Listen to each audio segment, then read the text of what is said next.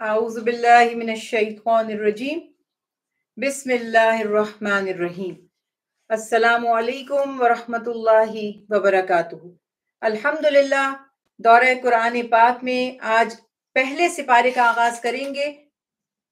اللہ کے فضل، اس کی رحمت سے ہمیں توفیق ہوئی کہ ایک بار پھر اس کے کلام کو پڑھنے کی ہم سعادت حاصل کر رہے ہیں، اور جب ہم یہ سوچتے ہیں کہ کلام الہی کا آغاز کرتے ہیں، ابتدا کر رہے ہیں، سن رہے ہیں یا سنا رہے ہیں یا پڑھ رہے ہیں، کبھی کبھی شاید ہم میں سے کسی کے دل میں یہ خیال آتا ہوگا کہ ماشاءاللہ کتنے خوش قسمت ہیں ہم، کتنے نیک ہیں، کتنے متقی ہیں، کتنے پرہیزگار ہیں کہ ہم قرآن سے وابستہ رہتے ہیں، قرآن میں مشغول رہتے ہیں۔ کبھی انسان کمپیئر کرتا ہے اپنے دوست احباب، اپنے ساتھیوں سے کہ ہم ان سے بہتر ہیں کہ اللہ تعالیٰ نے ہمیں اپنے ذکر کی، قرآن کو سننے اور پڑھنے کی توفیق عطا فرمائی۔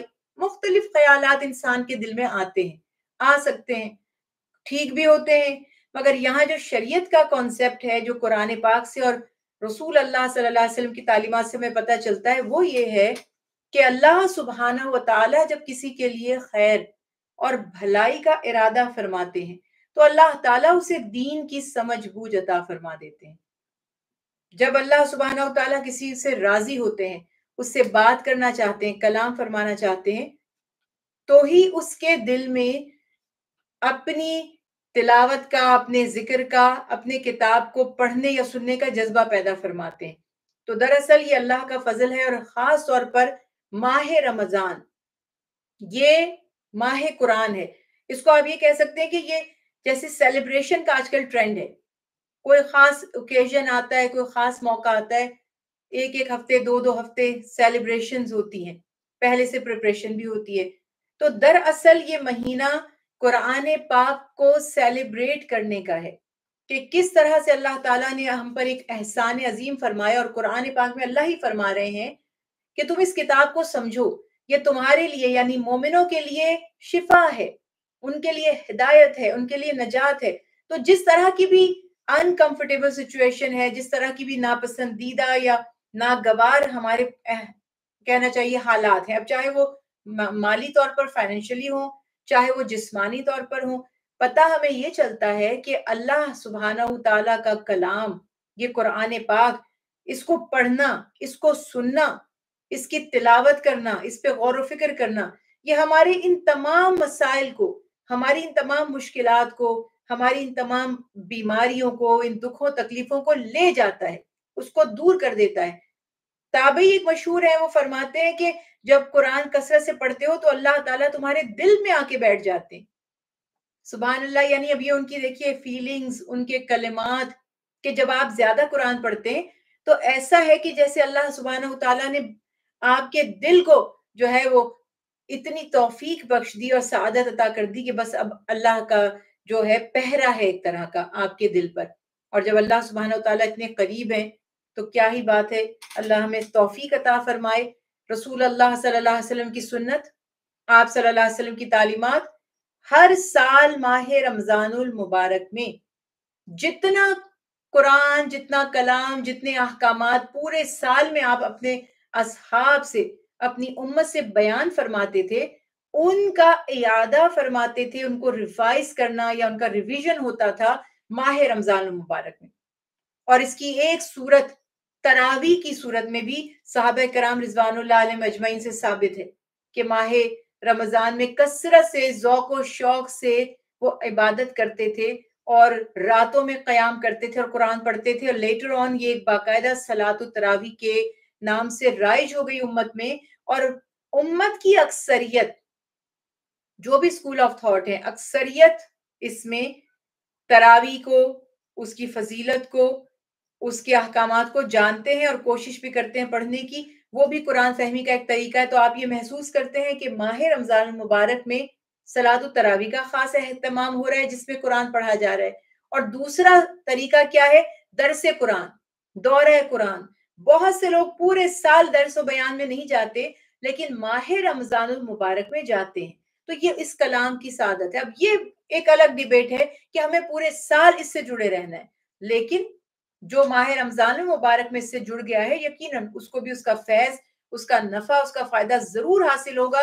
114 سورتیں ہیں قرآن پاک کی، اور ہر صورت رسول اللہ صلی اللہ علیہ وسلم پر جب نازل ہوئی تو اللہ سبحانہ و تعالیٰ کے حکم سے آپ صلی اللہ علیہ وسلم نے اس کا ایک نام بھی مقرر فرمایا، اور صورتوں کا آغاز کب ہو رہا ہے، وہ کمپلیٹ کب ہو رہی ہیں، وہ سب رسول اللہ صلی اللہ علیہ وسلم نے اللہ کے حکم سے کاتبان وحی تھے جو اس قرآن کو لکھنے کے اوپر ان کو اپوائنٹ کیا گیا تھا، مقرر کیا گیا تھا۔ تقریباً 16 کے قریب صحابہ کرام رضوان اللہ علیہ مجمعین تھے۔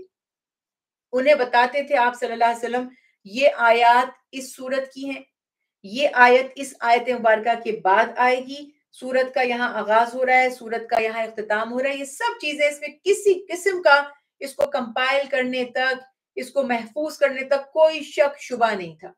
اور آج الحمدللہ ہمارے سامنے یہ کلام پوری کتاب کی شکل میں بھی ہے، سپاروں کی شکل میں بھی ہے۔ یہ سب اپنی سہولت کے اعتبار سے آپ سورہ وائز بھی دیکھ سکتے ہیں، آپ ایک ایک سورت بھی آپ کو مل جائے گی الگ سے پڑھنے کے لیے۔ تو 114 صورتیں ہیں، اور ترتیب کے اعتبار سے جب ہم تلاوت قرآن پاک کا آغاز کرتے ہیں تو سورہ فاتحہ الحمدللہ سب سے پہلے آتی ہے۔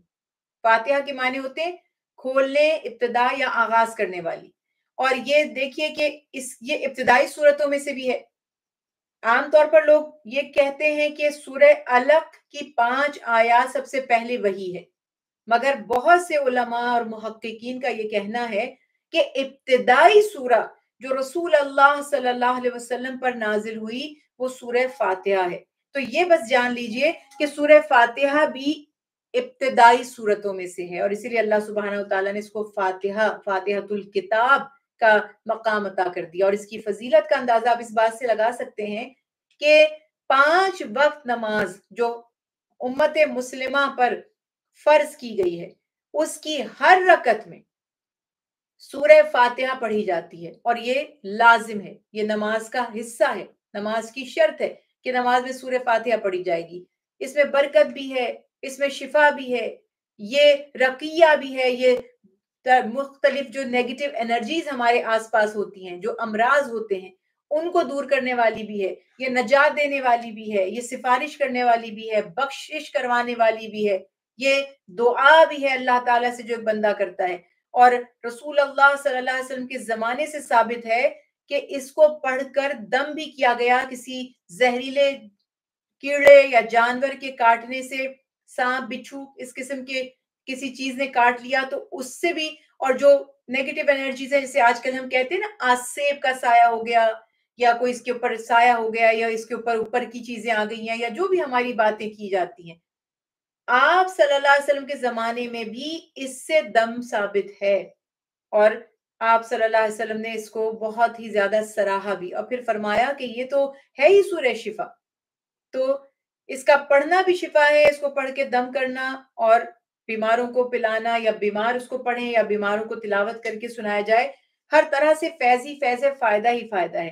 اب یہاں پر ایک بات پھر یہ بات کہ جب سورہ فاتحہ پڑھیں گے تو روز بار بار اللہ سبحانہ وتعالیٰ نے جو حکم دے دیا کہ ہر نماز میں پڑھو، تھوڑا سا امیجن کیجئے جنہیں یہ حکم دیا گیا تھا اور وہ ہر نماز میں پڑھتے تھے تو ان کی عربی تھی زبان، ان کی فرسٹ لینگویج جو تھی، اسپوکن لینگویج جو تھی وہ عربی تھی۔ اللہ نے کیوں فرمایا سورت کو بار بار پڑھو؟ تاکہ وہ ہر نماز میں یہ پیغام، یہ میسج بھولیں نہیں، اس کو یاد رکھیں۔ اور یہ 7 آیات پر مشتمل وہ پیاری سورہ ہے کہ جو تعلیم المسئلہ اور اساس القرآن کہلاتی ہے، کہ قرآن کی بنیاد ہے، قرآن کی اساس ہے۔ اس میں ہم اللہ سبحانہ وتعالیٰ کی حمد و ثنا بھی کر رہے ہیں، توحید کا بیان بھی آ جاتا ہے۔ اس میں 3 طرح کے جو قرآن کے عام مضمون ہے نا، قرآن کو اگر آپ سے کہا جائے 3 حصوں میں ڈیوائیڈ کیجئے رفلی، آپ کہیں گے توحید، رسالت اور آخرت یا قیامت، اور دیکھا جائے کہ اس میں ان تینوں کا تذکرہ آ جاتا ہے۔ اللہ سبحانہ وتعالیٰ نے سب اس میں توحید کا بھی تذکرہ کیا، جب ہم یہ کہہ دیتے ہیں الرحمن الرحیم مالک یوم الدین، اللہ تعالیٰ خالق ہیں، مالک ہیں، رحمان ہے، رحیم ہے۔ آخرت کا بھی تذکرہ کیا، یوم جزا کے مالک ہیں۔ اور پھر جب ہم کہتے ہیں اہدنا الصراط المستقیم صراط الذین انعمت علیہم، تو ہم اللہ کے انبیاء کا، رسالت کا بھی تذکرہ کرتے ہیں کہ نبیوں کے طفیل، ان کے ذریعے جو ہدایت کا پیغام ہمیں ملا اور پھر ان کے فالوورز نے جس طرح اس پر عمل کیا، جو ہدایت یافتہ لوگ تھے، جو انعام یافتہ لوگ تھے، ہم یہ دعا کرتے ہیں کہ اللہ سبحانہ وتعالی ہمیں بھی اس راستے پر چلائیں اور گمراہوں کے راستے سے ہمیں بچائے رکھیں۔ تو روزانہ نماز میں آپ ایک جامع دعا کر رہے ہیں، اللہ کو اپنا خالق مالک رحمان مانتے ہوئے یہ بھی کہہ رہے ہیں کہ ہم جانتے ہیں آپ بہت مہربان ہیں، لیکن آپ یوم آخرت کے مالک بھی ہیں، یعنی حساب پر بھی ہمیں بھروسہ ہے۔ ہم جانتے ہیں آپ بڑے مہربان ہیں، لیکن آپ حساب بھی کریں گے۔ اس کے بعد ہم دعا بھی کرتے ہیں ہدایت کی، پھر ہم اقرار بھی کرتے ہیں کہ اللہ ہم آپ کے سوا کسی پہ بھروسہ نہیں کرتے، ہمارا خالق بھی آپ ہیں، ہمارے مالک بھی آپ ہیں، ہمارے پالنے والے بھی آپ ہیں، ہماری زندگی اور موت کے مالک بھی آپ ہیں۔ ہم آپ ہی کو پکارتے ہیں، آپ ہی کی عبادت کرتے ہیں، آپ ہی سے مدد چاہتے ہیں، اور سب سے بڑی مدد تو ہمیں یہ چاہیے نا کہ ہمیں صراط مستقیم پر اللہ چلائیں۔ لا حول ولا قوت الا باللہ، کوئی نیکی نہیں کر سکتا، نہ کوئی برائی سے بچ سکتا ہے مگر اللہ کی توفیق سے، یعنی اللہ نہ چاہے کسی کو نیکی کی توفیق نہ ہو، اللہ نہ چاہے کوئی برائی سے نہ بچ پائے۔ بڑے بڑے ولی اور بڑے بڑے دیندار لوگ شیطان ایک سیکنڈ میں بہکاتا ہے، تو ہر گھڑی اللہ تعالیٰ سے پناہ مانگی جاتی ہے اور دعا کی جاتی ہے کہ اللہ ہمیں اپنے انعام یافتہ لوگوں میں شامل فرمائے، اور انبیاء اور صلحاء جو ہیں، جو نیک لوگ ہیں، ان کے راستے پر چلنے کی اللہ سبحانہ تعالیٰ ہمیں توفیق دے۔ جو نافرمان تھے، فاسق تھے، گمراہ تھے، ان کے راستے سے بچائے۔ اب یہ بات ہم نے کر لی، ہم نے کہا کہ نیک لوگوں کے راستے پر چلنے کی توفیق دیجیے، ہم نے کہا کہ اللہ ہمیں گناہ گاروں اور گمراہوں کے راستے سے بچائیے۔ اب پریکٹیکلی ہم کیا کرتے ہیں؟ جب ہم نماز میں کہہ کر آتے ہیں، دن میں 5 مرتبہ ہم نماز پڑھتے ہیں، اگر آپ صرف فرائض پڑھ رہے ہیں یا پھر آپ سنتیں نوافل بھی ادا کر رہے ہیں، تو ذرا کیلکولیٹ کیجئے کہ کتنی دفعہ ہر رکعت میں ہم یہ ریپیٹ کر رہے ہیں، اللہ ہمیں نیک لوگوں کے راستے پر چلائیے، اور گناہ گاروں کے، نافرمانوں کے، آپ جن سے ناراض ہوئے، جن پر آپ نے عذاب بھیجا، ان کے راستے سے بچائیے۔ یہ اسٹیٹمنٹ ہم دے کر آ رہے ہیں۔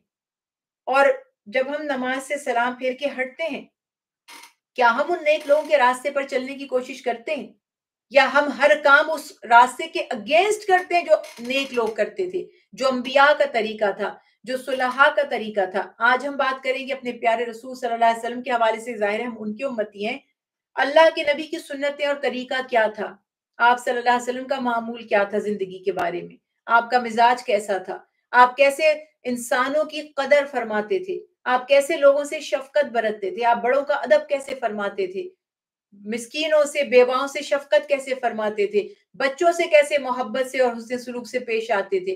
انصاف کیسے فرماتے تھے؟ وعدے کی وفا کے بارے میں آپ کیا فرماتے تھے؟ یہ ساری باتیں جب ہم کہہ رہے ہیں ہمیں ان کے راستے پر چلائیے جو آپ کے پیارے اور انعام یافتہ ہیں، وہ راستہ موجود ہے مگر اس کے اگینسٹ جا رہے ہیں، ہر وہ کام کر رہے ہیں جس سے روکا گیا، ہر وہ کام ترک کر رہے ہیں جس کو کرنے کا حکم دیا گیا۔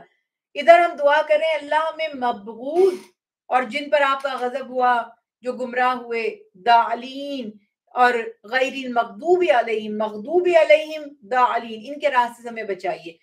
حرکتیں تو ساری وہی ہیں، اعمال تو سب وہ ہو رہے ہیں۔ کس کس قوم پر کس لیے عذاب آیا؟ حضرت شعیب علیہ السلام کی قوم پر کیوں عذاب آیا؟ مال میں ہیرا پھیریاں کرتے تھے، راستے میں لوگوں کو ڈراتے دھمکاتے تھے، وزن اوپر نیچے کر دیا کرتے تھے، کرپشن کرتے تھے۔ آج آپ کے سامنے حالات ہیں۔ قوم لوط پر عذاب کیوں آیا؟ وہ ہم جنس پرست تھے، ہومو سیکشل، ان کی جو وہ برائیاں تھیں۔ آج آپ کے سامنے صورتحال آ رہی ہے۔ حضرت صالح علیہ السلام کی قوم نے ناشکری کی، کفران نعمت کیا، تو ان کی ناشکری کی اور نافرمانی کی وجہ سے ان پر عذاب آیا۔ ہمارا معمول کیا ہے؟ یہ سارے معمولات ہم دیکھتے ہیں کہ پچھلی قوموں میں جس عیب اور برائی کی سزا کے لیے عذاب آیا تھا، کیا ہم میں وہ برائی ہے؟ اور اس میں ہم پورے معاشرے کو تو ایک ساتھ نہیں بدل سکتے، بس اپنا حصہ نکال سکتے ہیں اس میں سے، یعنی کہ میں اس کا پارٹ نہ بنوں، بس میرے لیے اتنا ہی کافی ہے۔ پورے معاشرے کو میں نہیں بدل سکتی، میں بہت ناقص ہوں، عاجز ہوں، کمزور ہوں، تو میں کنٹریبیوٹ کیسے کر سکتی ہوں کہ کم از کم میں اپنا حصہ اس برائی کے کام میں نہ ڈالوں۔ وہ ایک کسی نے بڑی دلچسپ بات سنائی تھی کہ جب ابراہیم علیہ السلام کے لیے نمرود نے آگ لگائی، بہت بڑی آگ تھی، کئی دن اس کو جھلسایا گیا، ہر کوئی اس میں کنٹریبیوٹ کر رہا تھا. جیسے ہم کار خیر کرتے ہیں تو ہر کوئی اپنا ڈونیشن سے حصہ ڈالتا ہے نا، کوئی کم کوئی زیادہ، اور یہ ایمان ہوتا ہے کہ سب کو ثواب ملے گا. انہوں نے بھی اپنے طور پر وہ اس کو کار خیر سمجھ رہے تھے کہ ہمارے بتوں کے ساتھ ظلم کیا گیا ہے، اب اگر ہم اس کو جلا دیں گے تو ہمیں بتوں کے عطاب سے، ان کی پکڑ سے ہم بچ جائیں گے. تو جو جتنا جوشیلا تھا، جتنا جو کہنا چاہیے کہ وہ وفادار تھا، وہ اتنا ہی فیول اس میں لا کر ڈال رہا تھا. ایسے میں ایک پرندہ آیا، غالباً بعض کہتے ہیں کہ کبوتر جیسا ایک پرندہ تھا، وہ تھوڑا سا چونچ میں پانی لے کر آیا اور اس نے وہ پانی اس آگ پر ڈالا. تو سب حیران ہیں کہ اتنے 2 قطرے پانی سے یہ آگ میلوں پر جو پھیلا دی گئی ہے یہ کیسے بجھے گی؟ تو اس پرندے کا کہنا یہ تھا کہ میں تو اپنے آپ کو بری ذمہ کر رہا ہوں کہ قیامت کے دن میں یا اللہ مجھ سے سوال کرے تو یہ پکڑ نہ ہو میری کہ اللہ کے نبی تھے، نبیوں کے مرتبے کو تو چرند پرند سب جانتے ہیں نا. تو میں بس یہ بتانا چاہتا ہوں کہ میں نے کوشش کی. اب یہ روایت اوتھینٹک ہے، اوتھینٹک نہیں ہے، مجھے معلوم نہیں، مگر جو واقعہ میرے دل کو چھو جاتا ہے، میں سوچتی ہوں کہ واقعی یہ کتنی خوبصورت بات ہے کہ اس نے کہا کہ میں کم از کم ان میں شامل ہوں جس نے آگ کو بجھانے کی کوشش کی. میں جانتا ہوں میری 2 قطرے پانی سے یہ آگ نہیں بجھے گی. آج جیسے ہم سوچتے ہیں نا، لو بھائی سبھی ایک کام غلط کر رہے ہیں، میں نہیں کروں گا تو کون سا ڈفرنس آ جائے گا؟ ڈفرنس آئے گا، اور ڈفرنس آئے نہ آئے، کم از کم آپ اس سسٹم کا حصہ بننے سے بچ جائیں گے کہ ہم ان لوگوں میں نہیں ہیں جو مجرم تھے. اور اپنی براعت کرنا ضروری ہوتا ہے کہ اپنے آپ کو ان سے الگ پروف کرنا کہ ہمارا ان سے کوئی واسطہ نہیں ہے. یہی وہ پیاری دعا ہے جو ہم ہر روز کرتے ہیں، مگر کمال کی بات یہ ہے کہ اس پر ہم غور نہیں کرتے. تو اس کے بعد سورہ بقرہ کا آغاز ہو رہا ہے. سورہ بقرہ شروع ہو رہی ہے تو ہم یہاں پر یہ دیکھتے ہیں کہ اس سپارے میں بیسک، یعنی اگر کوئی یہ جاننا چاہتا ہے اور بڑا کوئکلی جاننا چاہتا ہے کہ سپارے میں کیا کیا اللہ سبحانہ و تعالیٰ نے فرمایا. سورہ بقرہ 2.5 سپاروں پر مشتمل ہے نا، تو پہلے سپارے میں جو سورہ بقرہ کا حصہ، اس پہ بات کریں گے. اس سپارے میں دیکھیے پہلی تو ایک سورہ فاتحہ ہو گئی، الحمدللہ. اس کے وجہ نام کی وہ بھی بیان کر لی ہم نے، وجہ تسمیہ کیا ہے. اس کے اور بھی نام حدیث سے ثابت ہیں، وہ اس کو اساس القرآن کہا گیا، وہ بھی ثابت ہے. اس میں جو بنیادی عقائد ہیں ان کا بھی تذکرہ فرما دیا گیا. پھر سورہ بقرہ وجہ تسمیہ کیا ہے، انشاءاللہ اس پہ بھی بات کرتے ہیں. اس میں گائے کا ذبح ہونے کا واقعہ ہے، بنی اسرائیل کا گائے کی عبادت کرنے کا واقعہ ہے. اس میں ایک قاتل کو کس طرح سے اللہ سبحانہ وتعالیٰ نے گائے کے ایک جو ذبح شدہ گائے تھی، اس کو ہم کہتے ہیں مردہ گائے، اس کے ایک پارٹ کے تھرو ایک پارٹ اس پہ ہٹ کیا اور اسے زندگی عطا کی. کانسیپٹ دیا موت کے بعد کی زندگی کا، کہ مرنے کے بعد زندگی برحق ہے، گو کہ بہت سے لوگ اس کو آج بھی نہیں مانتے. پھر گائے کی جو ایک دل میں عقیدت تھی، جو اس کا مذہبی ایک امیج تھا، اس کو رد کرنا تھا، دل سے نکالنا تھا، اس کا تذکرہ کیا گیا. گائے ذبح کرنے کی حکمتیں بیان کی گئیں. اور رسول اللہ صلی اللہ علیہ وسلم کا جو سب سے بڑا دائمی معجزہ ہے جو آج بھی باقی ہے، علمی معجزہ، اس کا تذکرہ کیا گیا کہ قرآن اللہ تعالیٰ نے عطا فرمایا، حروف مقطعات سے سورہ بقرہ کی ابتدا کی گئی، اس کی حکمتیں بیان کی گئی. پھر انسانوں کی 3 قسمیں بتائی گئی کہ جب قرآن پیش ہوا 3 قسمیں سامنے نمودار ہوئی.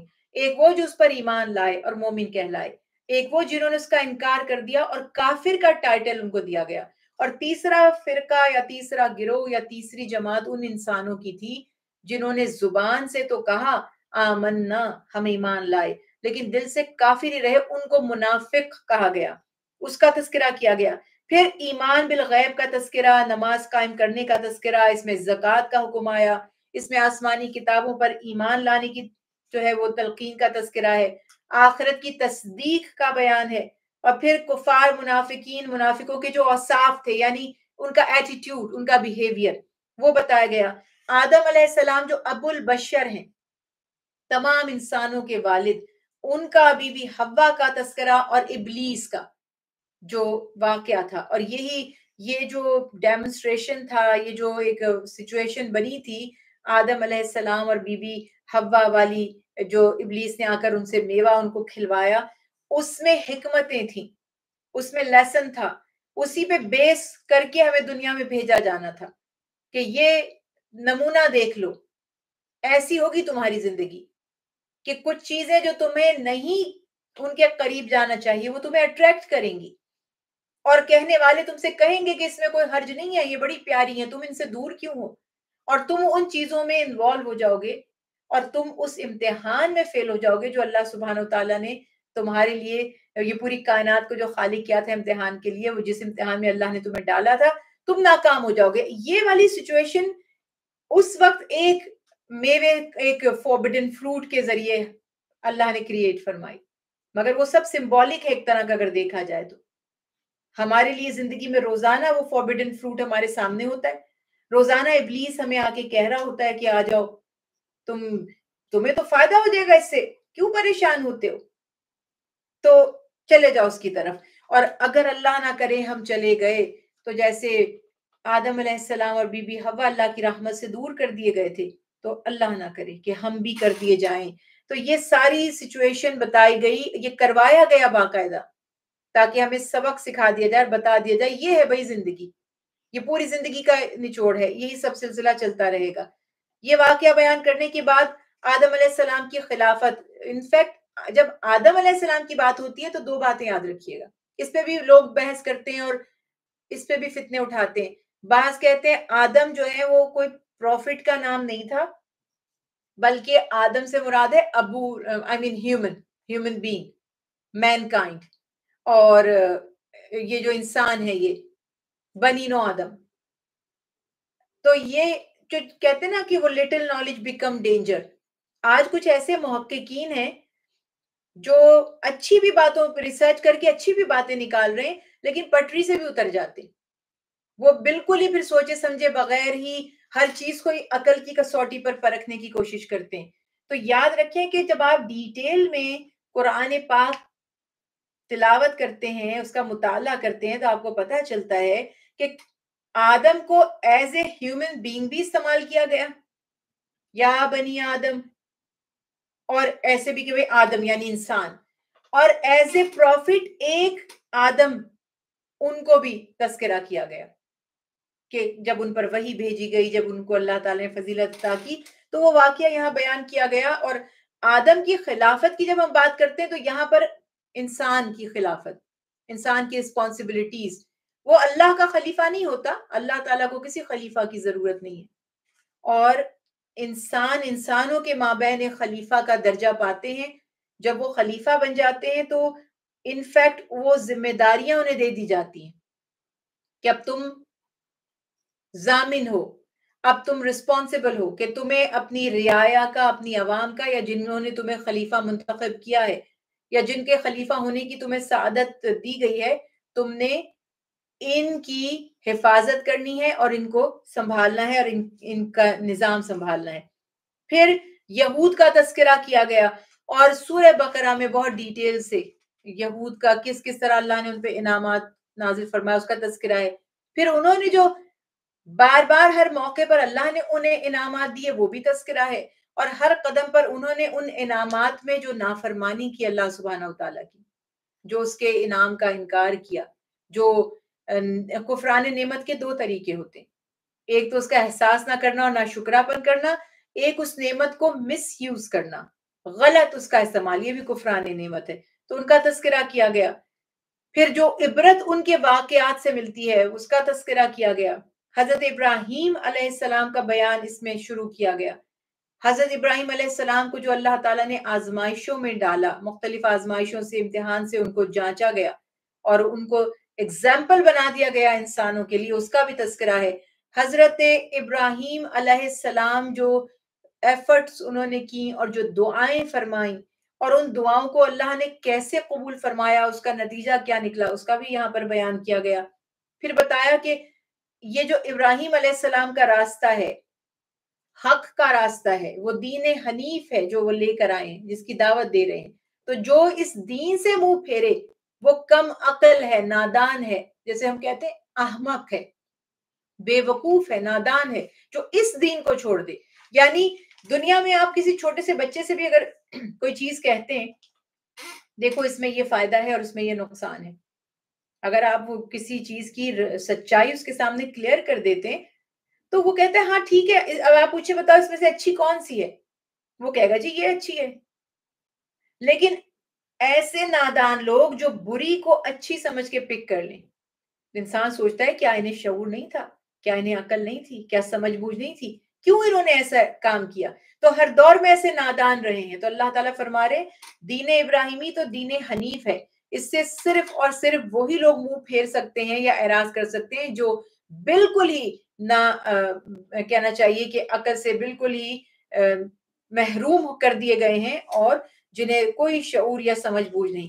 پھر وہی دین حنیف کی دعوت کا تذکرہ کیا گیا، اور جن لوگوں نے اس دعوت کی ضد کی وجہ سے اپنی مخالفت کی، اور جو ضد اور مخالفت ان کی عادت ہے، اس کا بھی اللہ سبحانہ وتعالیٰ نے تذکرہ فرمایا. اب الحمدللہ یہ یاد رکھیے کہ سورہ بقرہ قرآن پاک کی سب سے بڑی سورہ، سب سے زیادہ ڈیٹیل احکامات، بہت سے اس کے بارے میں فضیلتوں میں احکامات اور باتیں بیان کی جاتی ہیں، اقوال نقل کیے جاتے ہیں. لیکن ایک قول جو مجھے بہت پسند ہے اور میں اکثر وہ جب بھی سورہ بقرہ کی تفسیر پڑھاتی ہوں تو ضرور اس کو دہراتی ہوں کہ حضرت عمر فاروق رضی اللہ تعالیٰ عنہ اور دیگر اصحاب رسول صلی اللہ علیہ وسلم فرماتے ہیں کہ اس میں اتنے احکامات ہیں، اتنے مسائل ہیں. یعنی جورسپروڈنس کی بات کر لیں یا لا کی بات کر لیں، لیجسلیٹر کی بات کر لیں، فرماتے ہیں کہ ہمیں اس کو سیکھنے میں ایک کوئی کہتا ہے کہ 11 سال لگ گئے، کوئی فرما رہے ہمیں 13 سال لگ گئے.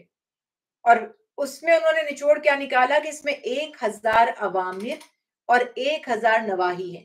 یعنی اس میں 1000 ٹو ڈو ہیں اور 1000 ڈونٹس ہیں، ناٹ ٹو ڈو ہیں. تو یہ کتنی خوبصورت باتیں ہیں کہ کتنی اس میں تحقیق کی گئی، اس میں بڑے ہی پیارے احکامات ہیں. اور اگر میں یہ سوچتی ہوں کہ آپ صرف سورہ بقرہ کو ابتدائی طور پر پڑھ لیں، یعنی اگر آپ تفسیر قرآن پاک پڑھنا چاہ رہے ہیں یا قرآن پاک کے بارے میں جاننا چاہ رہے ہیں تو آپ پہلے یہ سوچئے کہ کوئی سوچتا ہے نا بھی میں شاید اتنا ریگولر نہیں اٹینڈ کر سکتی درس قرآن یا ہم اتنا ٹائم نہیں دے سکتے، تو وہ یہ فوکس کر لیں کہ مجھے صرف سورہ بقرہ سیکھنی ہے. آپ سورہ بقرہ سیکھیں تو پورا قرآن پاک سمجھ آ جائے گا الحمدللہ. اور اسی حساب سے بقرہ عربی زبان میں گائے کو کہا جاتا ہے. جیسے میں نے ابتدا میں عرض کی کہ سورتوں کے نام اور ان کی جو وجہ تسمیہ ہے، یعنی یہ یاد رکھیے گا کہ کس وجہ سے اس سورت کا نام مشہور ہوا. ظاہر ہے کہ ہر سورت کی کوئی نہ کوئی وجہ ہے نام کی، تو اس میں کوئی نہ کوئی ایسا واقعہ ہوتا ہے جس کی وجہ سے سورت کا نام ہوتا ہے. اس میں تذکرہ کیا گیا کہ بنی اسرائیل کس طرح سے مصر میں گائے کی عبادت دیکھ کر آئے تو ان کے دلوں میں گائے کی عقیدت اور محبت پیدا ہو گئی. وہ گائے یا وہ سارے مویشی اللہ نے نعمتوں کے طور پر جو ہمیں عطا کیے، جنہیں ہمارے تابع فرمایا، جن کو ہمارے فائدے کے لیے پیدا کیا. تو یہ ایک لاجیکل بات نہیں تھی کہ اسی کی عبادت کی جائے جس چیز کو ہمارے لیے پیدا کیا گیا ہو، ہماری خدمت کے لیے، ہمیں فائدہ پہنچانے کے لیے، نفع دینے کے لیے پیدا کیا گیا ہو. دوسرا واقعہ جو ایک بنی اسرائیل کے شخص نے اپنے چچا کو قتل کر دیا اور الزام کسی اور پر لگا دیا. بعض روایت میں کہ اس نے وہ جو ڈیڈ باڈی تھی کسی اور کے دروازے پر جا کر پھینک دی اور یہ کہا کہ اس نے میرے چچا کو قتل کیا. وہ صبح اٹھ کر کلیم کر دیا کہ یہاں سے دیکھو میرے چچا کی جو لاش ہے وہ برآمد ہوئی ہے. تو اللہ سبحانہ وتعالیٰ نے بہت ہی اس کے کاموں کی حکمت ہیں. اللہ تعالیٰ نے فرمایا کہ ایک گائے لو، اسے ذبح کرو، اس کی ایک مخصوص ہڈی اس مقتول یعنی یہ جو ڈیڈ باڈی ہے، یہ جو ڈیڈ پرسن ہے، اس کے جسم پر مارو، ہٹ کرو اس کو ہلکا سا، وہ زندہ ہو جائے گا اور تمہیں بتا دے گا کہ اسے کس نے قتل کیا. تو یہی کیا گیا، وہ مردہ زندہ ہوا. اس نے اپنے قاتل یعنی بھتیجے کا جو اس کا نیفیو تھا اس کا نام لیا. اور یہ واقعہ کیوں اللہ تعالیٰ نے اس کو واضح فرمایا؟ ایک تو وہی بات تھی، وہ گائے ذبح کروانی تھی بنی اسرائیل سے. پھر ان کو یہ دکھانا تھا کہ موت برحق ہے اور موت کے بعد کی زندگی بھی برحق ہے. جیسے کوئی شخص یہ انکار نہیں کر سکتا نا کہ وہ کہے کہ نہیں جی مجھے تو نہیں مرنا. آپ دنیا بھر میں کسی سے بھی بات کریں، یہ الگ بات ہے کہ کبھی بھی ہم اپنی موت کے لیے ریڈی نہیں ہوتے، ہم فیل نہیں کرتے کہ ہمیں مرنا ہے، لیکن ہم یہ بھی نہیں کہتے کہ ہم کبھی ہی نہیں مریں گے۔ ہر بندہ مانتا ہی ہے کہ کتنا 100 ایئرس 150 ایئرس، یہ تو میں ایک ایگزیجریٹ کر رہی ہوں، تو کیا وہ یہ کہتا ہے کہ میں 200 سال کا ہو کے بھی نہیں مروں گا؟ کوئی بھی نہیں یہ کہتا۔ تو اس لیے اللہ تعالیٰ نے یہ دکھایا کہ جیسے تم اس حقیقت کو جانتے ہو کہ موت آنی ہی ہے، اس سے بھی بڑی حقیقت کو تم جان لو کہ تم موت کے بعد زندہ بھی کیے جاؤ گے۔ جیسے اللہ نے موت کی حقیقت کو پیدا کیا، موت کے بعد کی زندگی کی حقیقت کو بھی اسی نے پیدا فرمایا، وہ ضرور زندہ فرمائیں گے۔ اور یوں تو موت کے بعد ہی سب زندہ کیے جائیں گے قیامت کے دن، یعنی ایک دفعہ جب سب مر گئے تو تب تو قیامت کے دن ہی زندہ کیے جائیں گے۔ ایسا نہیں ہوگا کہ جو فوت ہو گئے 10 سال بعد کوئی زندہ ہو رہے ہیں، کوئی 15 سال بعد زندہ ہو رہے ہیں، کوئی 20 سال، ایسا نہیں ہوگا۔ وہ جو ایک کانسیپٹ ہے نا، ڈے آف ججمنٹ، ایک دن ہے جس دن سب مردے زندہ ہوں گے، لیکن یہ نارمل بات ہے، یہ انڈرسٹوڈ ہے، یہ اللہ کا نظام ہے، یہ اللہ کی حکمتیں ہیں، مگر ایگزامپلز دینے کے لیے کہ ہر دور میں ایسے لوگ ہوتے ہیں جو علم غیب کو ماننے والے، مگر غیب پر ایمان لانے والے، مگر ہر دور میں ایسے بھی لوگ ہوتے ہیں جو نہیں تسلیم کر پاتے، بڑے وہ کہتے فلاسفر ہوتے ہیں، یا بڑے سائنٹیفک ان کا مائنڈ ہوتا ہے، یا وہ بہت انٹیلیجنٹ ہوتے ہیں، یا ہر چیز کی ان کو دلیل چاہیے ہوتی ہے، یا ان کو ہر چیز کا کوئی ریزن چاہیے ہوتا ہے۔ تو اللہ سبحانہ و تعالیٰ جانتے ہیں کہ ہر دور میں کائنات میں ایسے بھی ذہن کے افراد موجود ہوں گے، تو اللہ سبحانہ و تعالیٰ نے کبھی کبھی کسی زمانے میں، کبھی کسی دور میں یہ ایگزامپلس بنائی جو کہ روٹین نہیں ہے، جو نارمل نہیں ہے، مگر کیا ایسا، اس کو ایک ان یوزول چیز کو کیا، موت کی حقیقت دکھائی، موت کے بعد زندہ کیا اللہ تعالیٰ نے۔ اصحاب کہف کا واقعہ قرآن پاک سے پتہ چلتا ہے، حضرت ابراہیم علیہ السلام نے جو 4 پرندوں کو ذبح کیا تھا، تذکرہ کیا گیا، ان کا پتہ چلتا ہے۔ عزیر علیہ السلام کا واقعہ پتہ چلتا ہے، جس کو یہ تیسرے سپارے میں جو تذکرہ کیا گیا، سورہ بقرہ میں ہی وہ بھی بیان ہے۔ اسی طرح سے اللہ سبحانہ و تعالیٰ نے وہ جو بنی اسرائیل حضرت موسیٰ علیہ السلام کے ساتھ طور پر گئے تھے، بعض روایات میں ہے کہ 70 افراد تھے، بعض میں اس سے بھی زیادہ ہے، بعض 170,000 تک بھی کہتے ہیں۔ بہرحال اصل جو نتیجہ نکالنا تھا وہ یہ تھا کہ اللہ نے دکھایا ان کو کہ مردے زندہ ہوں گے۔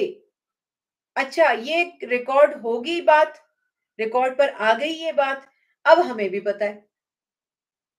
یعنی دنیا بھر میں یہ ریسرچ کا بھی تو یہی پیٹرن ہوتا ہے نا، جب آپ تحقیق کرتے ہیں تو ایک ایویڈنس بھی ہوتا ہے تو کافی ہوتا ہے۔ کیس سٹڈی کرتے ہیں تو ایک بھی کیس ایسا کوئی ہوا ہو تو وہ جب آپ اس سبجیکٹ کے اوپر ریسرچ کر رہے ہوتے ہیں اس کو اگنور نہیں کر سکتے کہ ایک ایسا کیس رپورٹ ہوا تھا، تو وہ سارے ان لوگوں کے لیے جو اسٹڈی کرتے جائیں گے اور ریسرچ کرتے جائیں گے، وہ ایک کیس جو رپورٹ ہوا ہے ان کے لیے انف ہو جائے گا۔ تو اسی طرح سے اللہ سبحانہ و تعالیٰ نے مختلف زمانوں میں کچھ مردوں کو زندہ بھی کر کے دکھایا لوگوں کو، تاکہ انہیں سمجھنے میں دشواری نہ ہو، ان کا ذہن اس کو تسلیم کرے اور غور کرے اور سمجھے۔ تو اسی طرح سے اللہ تعالیٰ نے مردوں کو زندہ فرمانے کا بھی تذکرہ اس صورت میں کر دیا گیا۔ اسی طرح اللہ سبحانہ و تعالیٰ ارشاد فرماتے ہیں کہ یہ جو سورہ ہے، یعنی اس کی جو یہ سورت ہے قرآن پاک میں، اس میں حکمتیں اور رسول اللہ صلی اللہ علیہ وسلم کی ایک حدیث مبارکہ سے پتہ چلتا ہے کہ خاص طور پر سورہ بقرہ کی 2 آخری آیات، آمن الرسول والمؤمنون، وہ جو آیت ہے، وہ آیت اللہ سبحانہ و تعالی نے اپنے رسول صلی اللہ علیہ وسلم کو شب معراج، یعنی وہ 27 رجب جو ہمارے ہاں مشہور ہے، وہ عطا فرمائی، اور اس میں ایک انعام اللہ سبحانہ تعالیٰ نے اپنے حبیب کو اپنی امت کے لیے، اللہ کے نبی کی امت کے لیے عطا کیا، وہ بھی بڑی افضل ہیں۔ ان آیتوں کی فضیلت بھی رسول اللہ صلی اللہ علیہ وسلم سے ثابت ہے کہ آپ صلی اللہ علیہ وسلم نے فرمایا کہ جو یہ دو آیتیں سورہ بقرہ کی آمن رسول والی دو آیتیں 7 دن تک متواتر اپنے گھر میں پڑھتا ہے، آسیب، ٹونے، جادو، شیاطین، جنات، جو بھی میں آسان اپنے لفظوں میں کہہ رہی ہوں، جو بھی نیگیٹیوٹی اور ایولز ہیں، ایول انرجیز ہیں، وہ آپ سے دور ہونا شروع ہو جاتی۔ اللہ تعالیٰ اس کلام پر یقین، اس پر ایمان، اس کی تلاوت کی برکت سے ساری جو نیگیٹو انرجیز ہیں ان کی انرجی کو ختم فرما سکتے ہیں۔ تو اس طرح سے یہ صورتوں کا ظاہر ہے گھروں میں ورد بھی ہونا چاہیے، اور اس پر غور و فکر بھی ہونا چاہیے کہ اللہ تعالیٰ نے کیوں یہ احکامات ہمیں عطا فرمائے۔ اور اسی طرح سورہ بقرہ کو اللہ سبحانہ تعالیٰ نے حروف مقطعات سے شروع کیا تاکہ اس کلام کی عظمت تمام لوگوں کے دلوں میں اتر جائے۔ اور اسی طرح سے اللہ سبحانہ تعالیٰ نے، جیسے ہم نے عرض کی کہ اس سورت میں بیان فرما دیا کہ جب اللہ کے حبیب نے اللہ کا پیغام لوگوں تک پہنچایا تو کچھ وہ تھے جنہوں نے کہا کہ ہم دل و جان سے اس پر ایمان لائے۔ اللہ تعالیٰ فرماتے ہیں کہ یہ وہ لوگ ہیں جو یوم آخرت کو مانتے ہیں، یہ وہ لوگ ہیں جو موت کے بعد کی زندگی کو حقیقت جانتے ہیں، اور جب دنیا میں یعنی تھے، زندہ تھے، غیب پر ایمان لائے، اللہ کو اپنی آنکھوں سے نہیں دیکھا، فرشتوں کو نہیں دیکھا، جنت کو نہیں دیکھا، دوزخ کو نہیں دیکھا، مگر صرف اللہ کے حبیب کے فرمانے پر ایمان لائے۔ وہ قرآن کو بھی مانتے تھے، اور جو پچھلی کتابیں تھی قرآن سے پہلے نازل ہونے والی انہیں بھی اللہ کی جانب سے مانتے تھے۔ تو نماز ادا کرنا، زکوٰۃ دینا، اچھا نماز اور زکوٰۃ ہر شریعت میں موجود تھی، تو یہ اللہ تعالیٰ نے ان کی یہاں پہ صفات بیان فرمائی۔ تو فرمایا ایسے ہی لوگ جو نماز کی پابندی کریں، زکوٰۃ ادا کریں۔ نماز جسمانی عبادت ہے، اللہ کے ذکر کی ایک صورت ہے، اور زکوٰۃ مالی عبادت ہے۔ تو دونوں طرح سے ہم اللہ کو راضی کرنے کی کوشش کرتے ہیں۔ ہمارے مال میں جو مساکین کا یا سوسائٹی میں رہنے والے لوگوں کا حصہ ہے وہ بھی ادا کرتے ہیں، اور ہمیں اپنی روحانیت کے لیے، اللہ سے اپنا کنیکشن بنانے کے لیے عبادت کی بھی ضرورت ہے، تو نماز اس کا بہترین ذریعہ ہے۔ پھر ہم غیب پر ایمان رکھتے ہیں، ہم مانتے ہیں کہ جو اللہ کے پیارے حبیب نے فرمایا حرف بحرف سچ ہے، اور ہم قرآن پر بھی اور اس سے پہلے نازل ہونے والی کتابوں پر بھی ایمان رکھتے ہیں، اور سب سے بڑھ کر آخرت پر ایمان۔ اگر ہم سب تھوڑا سا فوکس کر لیں اس بات پر کہ جو عمل، جو بھی کام میری ذات سے سرزد ہوتے ہیں، میرے ہاتھوں سے ہوتے ہیں، مجھے ان کا حساب دینا ہے۔ اور قرآن پاک میں کتنا واضح ہے کہ قیامت کے دن انسان بات نہیں کریں گے، ان کے منہوں پر تو مہر لگا دی جائے گی، ان کے اعضاء گواہی دیں گے، ہاتھ گواہی دیں گے کہ انہوں نے ہاتھوں سے کیا کام کیے، پاؤں گواہی دیں گے کہ وہ پاؤں سے چل کر کس کس جگہ گئے۔ ہمارے اعضاء کلام کر رہے ہوں گے، اور انسان بوکھلا جائے گا، ہکا بکا رہ جائے گا کہ آج میرے اعضاء کو کیا ہو گیا ہے، تو میرے خلاف ہو گئے۔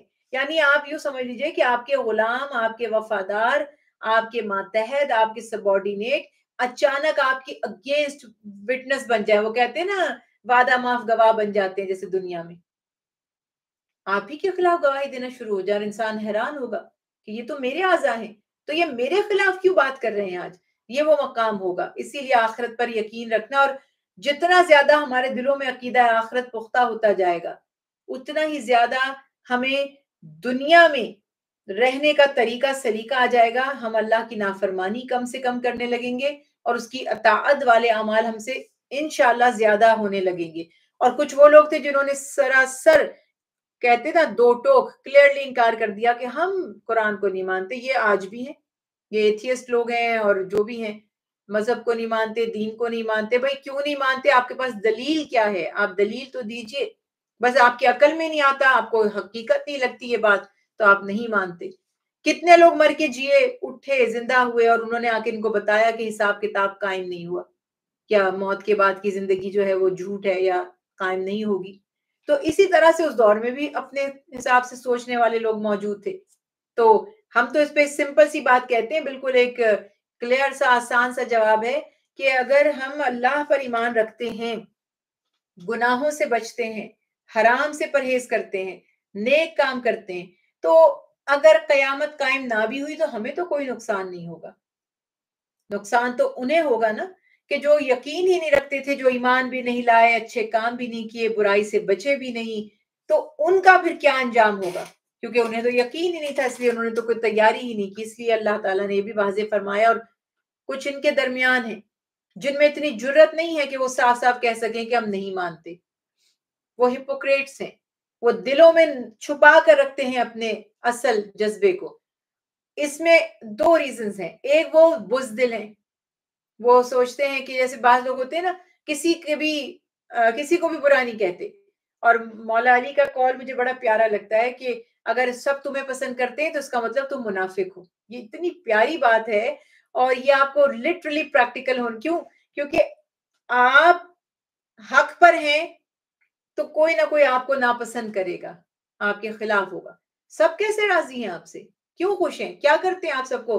کیا کھلاتے ہیں؟ کیا رشوت دیتے ہیں؟ کیا بھیجتے ہیں ان کو کہ سب آپ سے راضی ہیں؟ کالے گورے سیاہ سفید جھوٹے سچے کرپٹ اور دیانت دار، کیسے؟ سب تو کسی سے خوش نہیں ہوتے. تو اسی طرح سے منافق ڈرتا ہے، وہ کسی کو ناراض کر کے ناراضگی مول لے کے دشمنی کھل کر مول نہیں لینا چاہتا. اور دوسرا وہ لالچی اور گریڈی ہوتا ہے. اچھا یہ بھی یاد رکھیے گا، گریڈی لوگ کوورڈ بھی ہوتے ہیں. یہ بھی عجیب کمبینیشن ہے. جتنا جو لالچی اور حریص ہوتا ہے اتنا ڈرپوک اور بزدل بھی ہوتا ہے. تو یہ ان کے وصف ہیں، ان کے یہ کریکٹرسٹکس ہیں. وہ کیا کرتے ہیں کہ وہ ڈرتے ہیں کہ ہم کیوں مسلمانوں کی نظر میں برے بنے. ان سے کہتے ہیں مسلمان ہیں اور دل سے تو ہم کافر ہی ہیں. جب اکیلے ہوں گے اپنے دوستوں کو بتا دیں گے کہ بھائی ہم تو اسپائی کر رہے تھے، یا ہم تو ان کا مذاق اڑا رہے تھے، یا ہم تو بس شغل کر رہے تھے. وہ کہتے ہیں نا دل لگی کر رہے تھے. تو اللہ سبحانہ و تعالیٰ یہاں واضح فرما رہے. اور اپرچونسٹ، فائدے اٹھا لیں، دیکھیں ان کو، ان کے ساتھ رہنے سے ہمیں کیا ملتا ہے. تو یہ دو ریزنز تھے جس کی وجہ سے وہ دل سے کافر تو کافروں کی طرح ہی تھے، مگر زبان سے جھوٹ کہہ رہے تھے کہ ہم مسلمان ہیں. تو دراصل یہ کافروں سے بھی بدتر تھے. آج دنیا میں بھی ایسا ہوتا ہے کہ آپ سوچتے ہیں کہ ایک شخص برا ہے وہ تو صاف کہتا ہے میں برا ہوں. ایک آپ کا دوست بن کر جو آپ کو نقصان پہنچاتا ہے، آستین کا جو مارے آستین جسے کہتے ہیں، تو وہ بہت انسان کو پھر پریشانی ہوتی ہے کہ ایک بندہ تو مجھ سے کہہ رہا ہے کہ میں آپ کو پسند نہیں کرتا، میں آپ سے ایگری نہیں کرتا، میرا جو ہے وہ آپ کا نظریہ بالکل الگ ہے. ایک آپ کے منہ پہ کہے جی ہم تو آپ پہ باری قربان فریفتہ ہیں، اور پیچھے سے آپ کے خلاف سازشیں کریں، وہ بھی، تو آپ کس کو اچھا کہیں گے اور کس کو برا کہیں گے؟ تو منافق کا حال یہ تھا. اسی لیے اللہ تعالیٰ نے اس کے لیے بہت بڑا عذاب رکھا اور بتایا کہ یہ صرف اور صرف اپنی منافقت دنیا میں فائدہ اٹھانے کے لیے وہ کرتے ہیں، اور یہ سوچتے ہیں کہ اللہ کے حبیب اور مسلمان ان کی دل کی حالت سے خبر نہیں رکھتے، باخبر نہیں ہے، جبکہ اللہ تعالیٰ جانتے ہیں اور ان قریب ان کی گرفت بھی ہوگی. اس کے بعد اللہ سبحانہ و تعالیٰ نے فرمایا کہ تمام انسانوں کو اللہ نے اپنی عبادت کے لیے پیدا فرمایا. زمین آسمان، اس میں زندگی کے آثار جو اللہ تعالیٰ نے تخلیق فرمائے اس کا تذکرہ فرمایا گیا. اور پھر قرآن کی سچائی جو رسول اللہ صلی اللہ علیہ وسلم کا دائمی ابدی معجزہ ہے کہ اس کے مثل اگر ایک سورت کو لا دے، 114 سورتیں نہیں کہا جا رہا، پورا قرآن پاک نہیں کہا جا رہا، کہا یہ جا رہا ہے کہ اس جیسی ایک سورہ لا کر دکھا دے. اگر آپ سمجھتے ہیں کہ یہ انسان کر سکتا ہے، انسان کی ایبلٹی ہے، انسان کے بس میں، اس کے اختیار میں ہے، تو آپ قرآن جیسی ایک سورت بنا لائیے. اور اکیلے مت بنائیں، اللہ کے سوا پوری دنیا کو ایک ساتھ ملا لیں، جنات کو ملا لیں، انسانوں کو ملا لیں، دوسری مخلوقات کو ملا لیں، اپنے سرداروں کو ملا لیں، ہر ذہن کو ملا لیں اور ایک صورت بنا کر دکھا دیں. اور اللہ فرماتے ہیں ہرگز وہ ایسا نہیں کر سکتے اور یقیناً نہیں کر سکیں گے، اور پھر ان کا جو ٹھکانہ ہوگا وہ جہنم ہی ہے، جو انسانوں کے لیے ہی، یعنی کہ جس کا ایندھن ہی انسان اور پتھر ہیں. اس کے بعد اب پتھر سے مراد یہ پتھر دل لوگ بھی ہیں کیونکہ یہ پتھروں جیسے، اور دوسرا یہ کہ جنہیں یہ خدا کے ساتھ برابر حصہ دار سمجھتے تھے یا معبود سمجھتے تھے وہ بھی ہو سکتے ہیں. تو ایک ہی بات یہاں پر بیان کر دی گئی. اس کے بعد اللہ نے اہل ایمان کے لیے بشارت کا، جنت کی ابدی دائمی نعمتوں کا تذکرہ کیا. کیا چاہیے ہوتا ہے انسان کو زندگی میں؟ بہترین فوڈ، بہترین رہائش، بہترین لائف پارٹنر. بیسک 3 چیزیں نا. آپ کے اکوموڈیشن کا انتظام ہو جائے کھانے پینے کے لیے، اور obviously وہ بہترین ہو، اور ایک پارٹنر ہو. تو اللہ سبحانہ و تعالیٰ فرما رہے جنت میں وہ ہر نعمت عطا کریں گے. اور منافق مشرک کہتے تھے کہ قرآن میں اللہ نے مچھر کی مثال کیوں بیان کی، اس سے تو اللہ تعالیٰ گمراہ کر دیتے. یہ میں ہر آیت کی تفصیل تو نہیں کر رہی کیونکہ اس میں پھر بہت زیادہ وقت درکار ہوتا ہے، لیکن جو بہت خاص آیات ہیں جو میں سمجھتی ہوں کہ آپ تک پہنچنی بہت ضروری ہے، کہ اللہ تعالیٰ فرما رہے ہیں کہ یہ قرآن ہدایت کی کتاب ہے، اس سے کوئی گمراہ نہیں ہو سکتا، مگر کون ہو سکتا ہے؟ الا الفاسقین، جو خود ہی فاسق ہوگا وہی قرآن سے گمراہ ہوگا. تو جو لوگ یہ کہتے ہیں قرآن نہ پڑھو، خود نہ پڑھو اور گمراہ ہو جاؤ گے، یا اس قسم کی باتیں جو کرتے ہیں، تو وہاں پہ سے آپ کو یہ پوائنٹ معلوم ہونا چاہیے کہ مشرک اور کافر یہ کہتے تھے کہ قرآن میں اللہ تعالیٰ نے ایسی باتیں بیان کی ہیں کہ جس سے ہم گمراہ ہوتے ہیں. کیا اللہ ہمیں گمراہ کرنا چاہتے ہیں؟ جیسے کہنا بھائی آپ کی باتوں سے تو میں کنفیوز ہو رہی ہوں. اب مجھے بڑا مزیدار تجربہ اس کا، سم ٹائم کسی کو کلیئر کرو، کوئی بات بتاؤ، اس کو کہو بھائی یہ فلاں چیز جو تھی غلط تھی، یا فلاں شخص جو تھا وہ غلط تھا، اوہ آپ نے تو مجھے کنفیوز کر دیا. یعنی آپ صاف صاف نہیں کہتے کہ مجھے آپ پہ بھروسہ نہیں، آپ کہتے ہیں آپ نے مجھے کنفیوز کر دیا. کنفیوز ہونے کی کیا بات ہے؟ ایک چیز سیاہ رنگ کی ہے، میں آپ کو بتا رہی ہوں سیاہ ہے، آپ اس کو سفید سمجھ رہی تھی، اب آپ کو کیا کنفیوژن ہے؟ تو یہ کانسیپٹ یہاں پر کہ وہ خود فاسق ہیں دراصل. اللہ تعالیٰ ارشاد فرما رہے اس لیے وہ کہہ رہے قرآن نے تو ہمیں گمراہ کر دیا، ہم تو کنفیوز ہو گئے. اللہ تعالیٰ ارشاد فرما رہے کہ قرآن سے صرف فاسق ہی گمراہ ہو سکتے ہیں. اور فاسق کون ہیں؟ جو اللہ کے وعدے کو توڑتے ہیں، اس کے احکامات کی خلاف ورزی کرتے ہیں، رشتے ناتے یا جس کام کو جوڑنے کا اللہ نے حکم عطا فرمایا اس کو توڑتے ہیں، زمین میں فساد کرتے ہیں، یہ نقصان اٹھانے والے ہیں. اور پھر فرمایا تم موت کا انکار کیسے کر سکتے ہو؟ تم تو مردہ ہی تھے، اللہ نے تمہیں زندہ فرمایا. جس کو موت کے بعد زندہ ہونے پر حیرت ہوتی ہے، اور مجھے اس بات پر حیرت ہوتی ہے کہ اس کو یہ حیرت کیوں نہیں ہوتی کہ وہ پیدا کیسے ہوا. بھائی جب آپ پیدا ہو سکتے ہیں تو مر بھی سکتے ہیں، مرنے کی حقیقت کو آپ مانتے ہیں تو دوبارہ زندہ بھی ہو سکتے ہیں، اس میں کیا پریشانی ہے؟ پیدا ہونا بھی تو ایک عجیب سی حقیقت ہے، پھر مر جانا وہ بھی ایک عجیب حقیقت ہے. اچھا خاصا بندہ، سارا وارڈروب بھرا ہوا ہے، گھر بھرا ہوا ہے، سب کچھ ہے، بس بندہ نہیں ہے. تو وہ بھی بڑی حیرت ہوتی ہے، اسپیشلی جب آپ کے ساتھ قریب سے ایسے کوئی موت آپ کسی اپنے کی دیکھتے ہیں تو کئی کئی دن اسی حیرت میں ہی رہتے ہیں کہ یہ تو کبھی سوچا ہی نہیں تھا. کیونکہ ہم مانتے تو ہیں کہ موت برحق ہے، لیکن ہم ہر دن اس کو اس طرح سے فیل نہیں کرتے. تو جب یہ بھی عجیب ہو گیا کہ وہ وفات پا گیا، تو یہ عجیب بھی ہو جائے گا کہ اللہ سبحانہ و تعالیٰ اس کو دوبارہ زندگی بھی عطا فرمائیں گے. پھر انسان کی یعنی آدم علیہ السلام کی تخلیق کا تذکرہ فرمایا. اللہ نے زمین پر انسان کو خلافت عطا کی، نائب بنایا. معاذ اللہ، اللہ کا نائب نہیں، اللہ کا خلیفہ نہیں. تو یہ بات بتا رہی ہے کہ اللہ کی طرف سے اس کو نائب بنایا گیا. اور اللہ تعالیٰ فرماتے ہیں کہ زمین پر ایک خلیفہ ہوگا جو یہ نظام سنبھالے گا، امور سنبھالے گا. اور زمین کیا ہے؟ دنیا کیا ہے؟ جائے امتحان ہے، آزمائش کی جگہ ہے. جیسے آپ کہیں کہ ایگزام لیا جائے گا اور ایک ایگزامینر ہوگا، ایک انویجیلیٹر ہوگا، تو یہ والے معاملات ہیں. اسی طرح سے اللہ تعالی ارشاد فرماتے ہیں کہ فرشتوں نے بھی عرض کی تھی کہ یا اللہ انسان تو پھر فتنہ یا خون ریزی یا غصہ اور اس کی ظاہر مختلف جذبات ہیں، فیلنگز ہیں، تو ہم تو صرف عبادت کرتے ہیں، تسبیح کرتے ہیں، کیا ہماری تسبیح میں کچھ کمی ہے؟ اور فرشتوں کو تو بس اتنا ہی معلوم ہے کہ انسان کا یا کسی بھی چیز کی زندگی کا مقصد اللہ کی عبادت ہے. یعنی انہیں تو یہ پتا ہے کہ بس ہم پیدا ہوئے تو عبادت کے لیے ہوئے، تو بس اللہ کی عبادت کے سوا اور کچھ نہیں ہے دنیا میں. کیا بات ہے، سبحان اللہ. تو وہ فرماتے ہیں کہ ہم تو عبادت کرتے ہیں یا اللہ آپ کی. تو اللہ تعالیٰ ارشاد فرماتے ہیں کہ جو میں جانتا ہوں وہ تم نہیں جانتے. یعنی کہ یہ تو حکمت تھی اللہ تعالیٰ کی. اور اس کے بعد وہ جو شجر ممنوعہ والی ہم نے بات کی، فوربڈن فروٹ کی بات کی، یہ ایک آزمائش رکھی گئی. پہلے سے اللہ تعالیٰ نے فرمایا ایک درخت ہے، آپ اور آپ کی زوجہ بی بی حوا، اس کے پاس مت جائیے گا، یہ آپ کا امتحان ہے. اس کے سوا جنت میں جہاں جائیں تشریف لے جائیں اور جس میوے سے چاہیں کھائیں. اور ابلیس نے کچھ ٹائم گزر گیا اور ابلیس نے، شیطان نے انہیں لغزش دی، یعنی کہ بھلا دیا. وہ اس لمحے یہ اتنا اس نے ایک ڈرامہ کریٹ کیا کہ رونا دھونا شروع کر دیا اور کہا کہ میں چاہتا ہوں تم ہمیشہ اللہ کے مقرب رہو، ہمیشہ اللہ کے پیارے رہو، اللہ کے اور قریب آ جاؤ.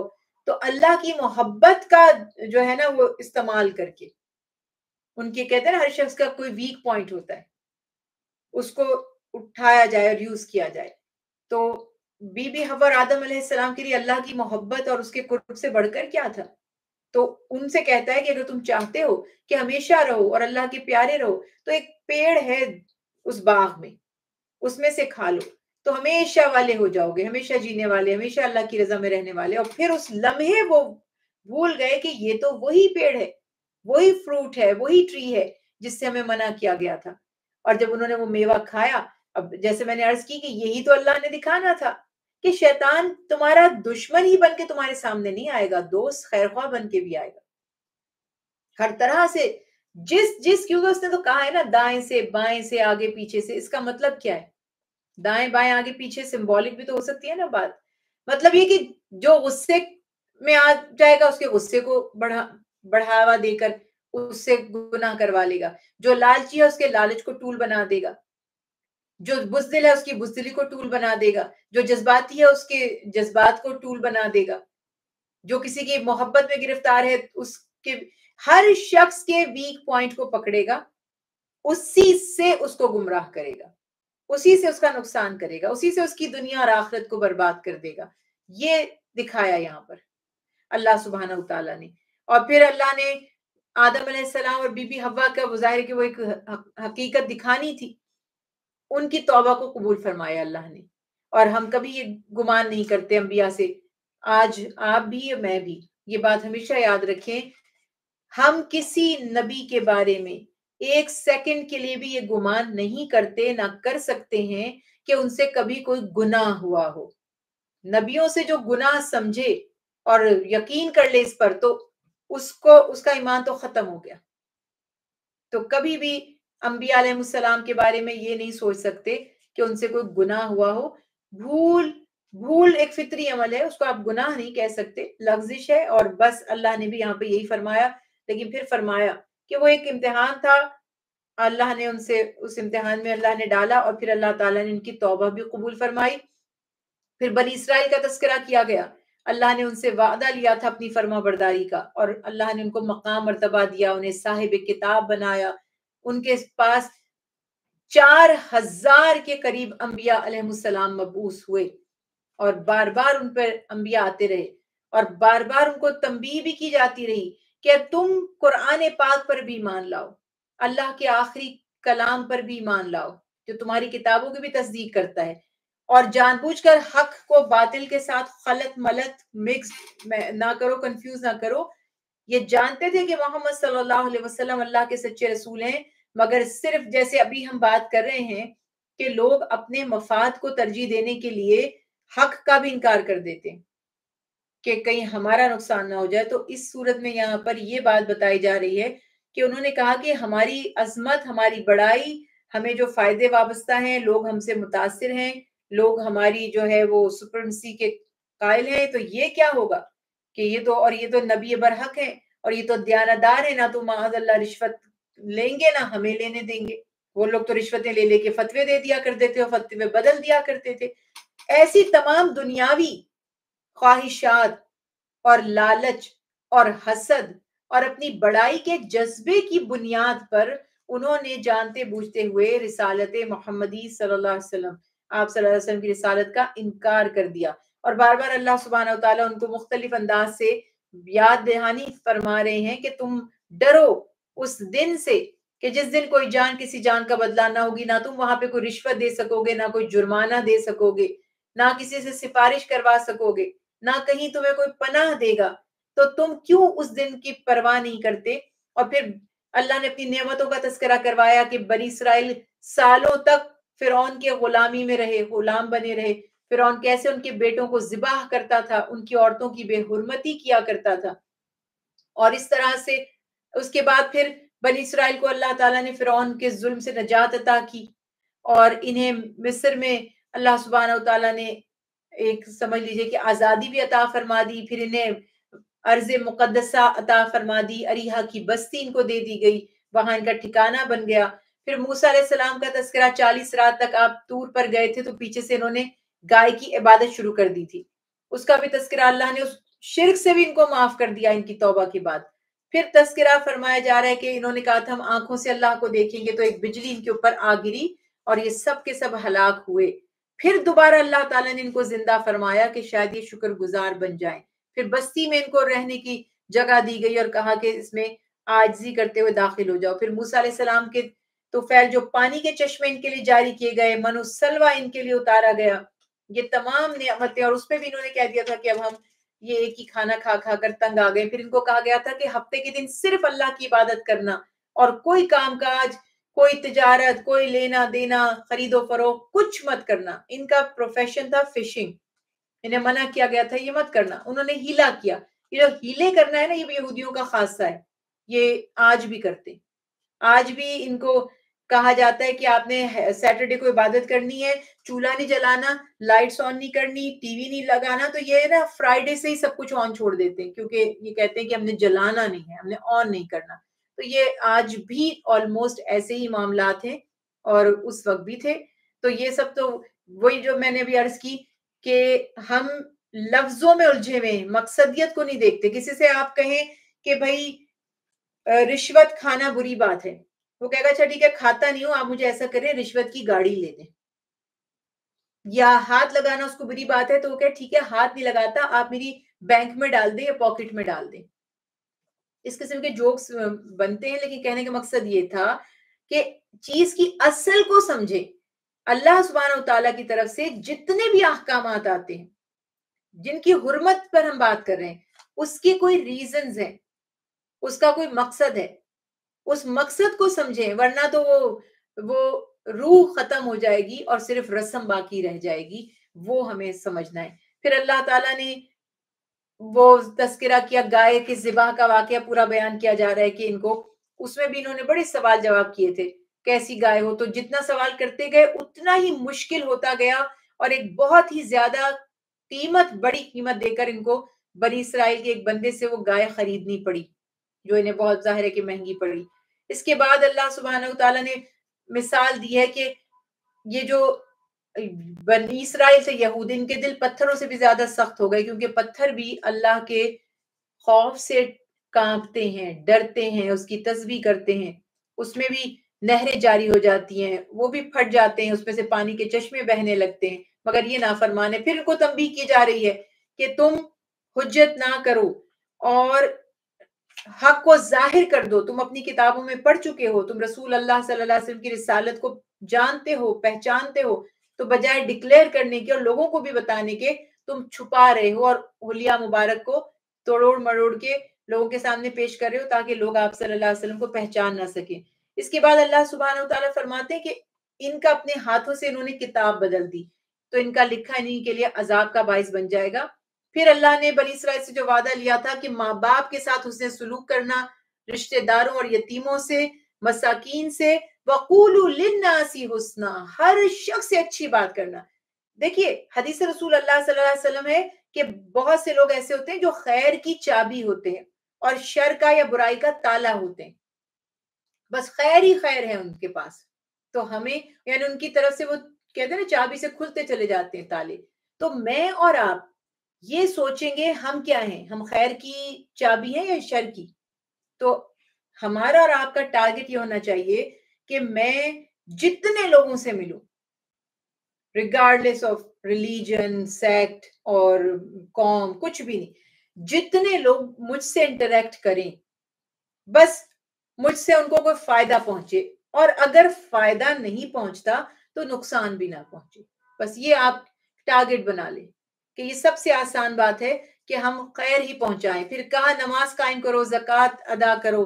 پھر تم پھر گئے مگر تم میں سے تھوڑے، یعنی وہی بات تھی کہ انہوں نے نافرمانی کی، اپنے ہی بھائیوں کو قتل کیا دوسری قوموں کے ساتھ، مشرکین کے ساتھ مل کر جنگوں میں، اور فرمایا اللہ سبحانہ وتعالیٰ نے کہ جو اللہ کے احکامات کو ٹویسٹ کرتے ہیں، آدھے کو مانتے ہیں اور آدھے کا انکار کرتے ہیں، یعنی جو اپنی، جس طرح ہمارے یہاں کہتے ہیں، بات کرتے ہیں نا کہ جی 4 شادیوں کی اجازت ہے، ایک ویسی جنرل بات کر رہی ہوں میں، کوئی فیمنزم کی یہاں پہ نہیں بات کر رہی ہوں، لیکن وہ اسی طرح سے ہم، اس کا یہ مقام ہے، اس کا یہ مقام ہے، بیوی کہے گی شوہر ایسا نہیں کرے گا اس پہ عذاب ہوگا، شوہر کہے گا بیوی ایسا نہیں کرے گی اس پر، یعنی ہم اپنے مطلب کی آیت کوٹ کر کے دوسرے کو لیٹ ڈاؤن کرتے ہیں اور اپنا حق لینا چاہتے ہیں۔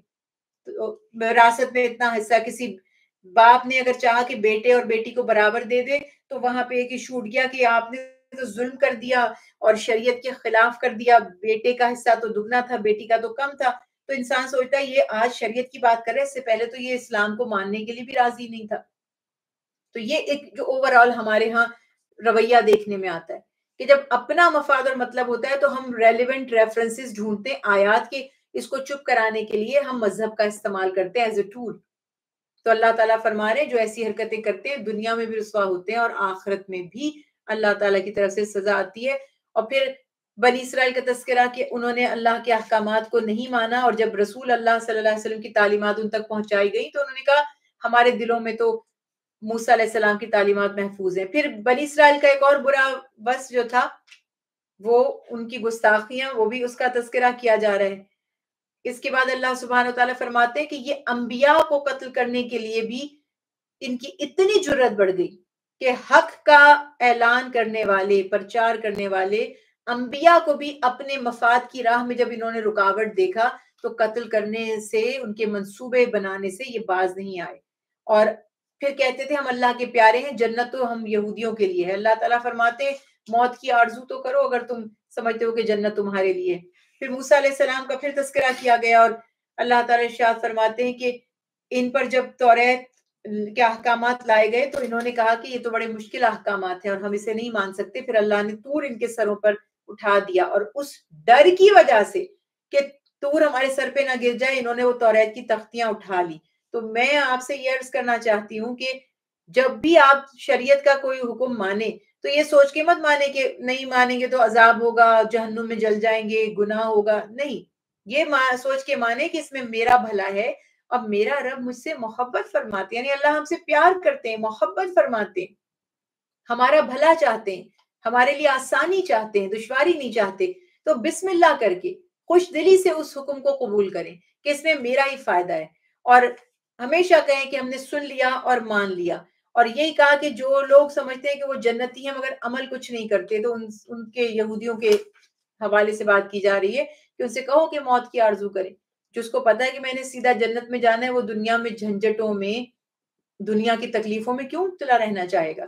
حدیث رسول اللہ صلی اللہ علیہ وسلم ہے نا کہ دنیا مومن کے لیے قید خانے کی طرح ہے اور کافر کے لیے جنت کی طرح ہے، تو جس کو قید سے رہائی مل جائے گی وہ تو خوش ہو جائے گا، اور جو جنت سمجھ کے بیٹھا ہے وہ تو کبھی نہیں چاہے گا کہ اس کو رہائی ملے، وہ کبھی مرنا نہیں چاہے گا۔ پھر یہاں پر اللہ کی تمام کتابوں، تمام رسولوں، جبریل، میکائیل، سب پر ایمان لانے کی تلقین کی گئی، کسی ایک کا بھی انکار معاذ اللہ اللہ کا انکار ہے یہ بھی واضح فرما دیا گیا۔ اور پھر سلیمان علیہ السلام کے زمانے کا تذکرہ کیا گیا کہ سلیمان علیہ السلام جنات پر، پرندوں پر، جانوروں پر حکومت فرماتے تھے، ان کے فرما بردار بڑے بڑے طاقتور جنات تھے، جنات بھی اللہ کی ایک مخلوق تھے، اس کے بارے میں بھی مختلف انٹرپریٹیشنز لوگ کرتے ہیں، کوئی کہتا ہے جراثیم کی طرح ہے، کوئی کہتا ہے یہ ایک مخلوق ہے، کوئی کہتا ہے انسانوں میں ہی جو ٹال، ہیوج، ہیلدی اور اسٹرانگ اور ایکٹیو ہوں وہ جن کہلاتے ہیں، اپنی اپنی سب کی اسپیکولیشن ہے اس بارے میں۔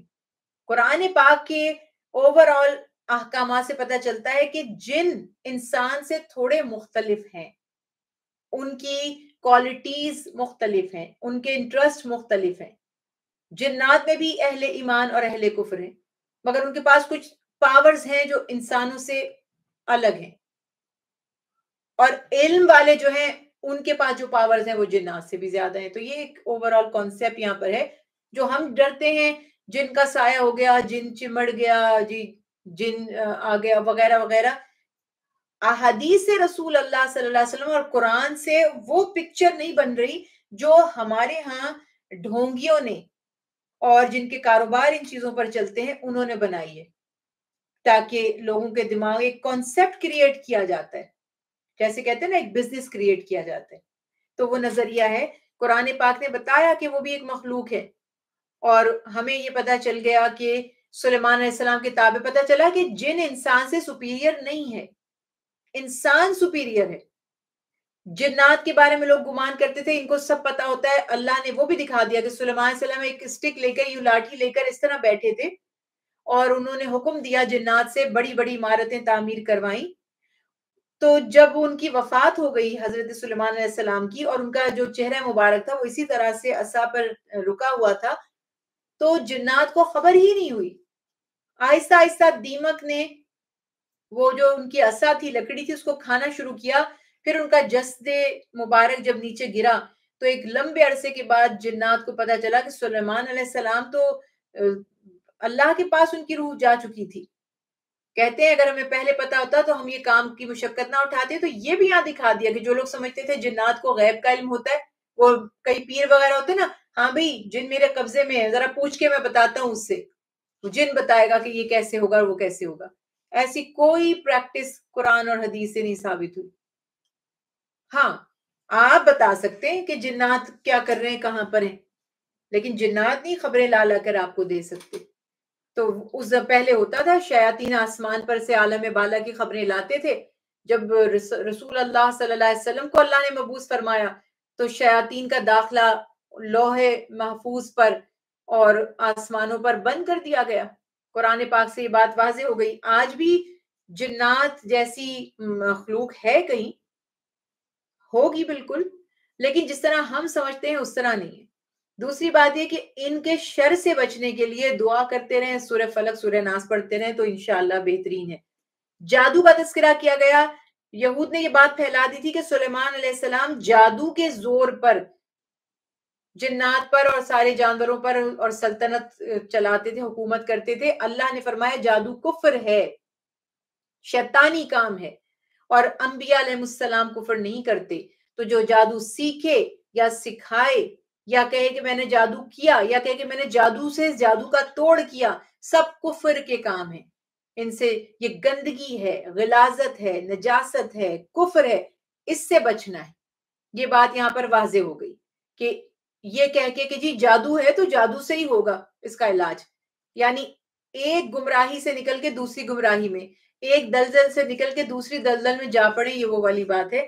تو یہاں پہ واضح فرما دیا کہ جادو، کسی کا جادوگر کوئی بھلا برا نہیں کر سکتے۔ ہاں اللہ تعالیٰ جو چاہتے ہیں انہی کے اختیار سے ہوتا ہے، بس ہمیں چاہیے کہ اللہ پر بھروسہ رکھیں، تو انشاءاللہ آخرت میں اللہ تعالیٰ ہم پر رحم فرمائیں گے۔ اور جو لوگ اللہ پر توکل کریں گے، اللہ کا تقوی اختیار کریں گے، اللہ پر ایمان لائیں گے، انہی کے لیے بہترین اجر ہوگا۔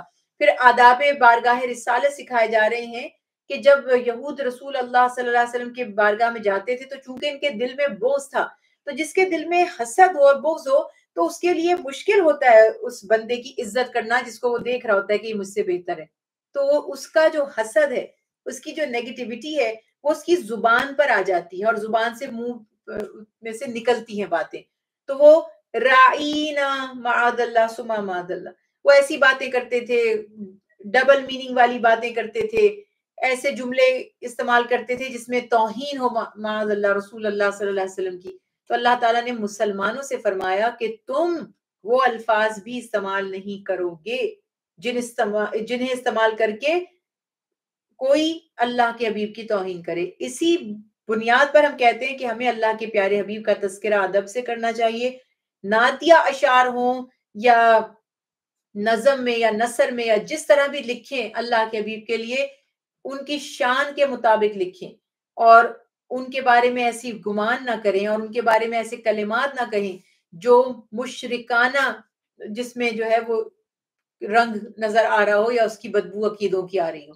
ان سب باتوں کا ہمیں بے حد خیال رکھنا ہے، اور تعظیم رسول اللہ صلی اللہ علیہ وسلم کی اہمیت کو بھی سمجھنا ہے کہ اللہ تعالیٰ کے لیے یہ کتنی زیادہ اہم ہے کہ امت رسول اللہ صلی اللہ علیہ وسلم نہ صرف یہ کہ اللہ کے حبیب پر ایمان لائیں، آپ کا اتباع کریں، بلکہ آپ سے محبت بھی کریں اور آپ کا احترام بھی کریں، ورنہ ہمارا ایمان ہی مکمل نہیں ہو سکتا۔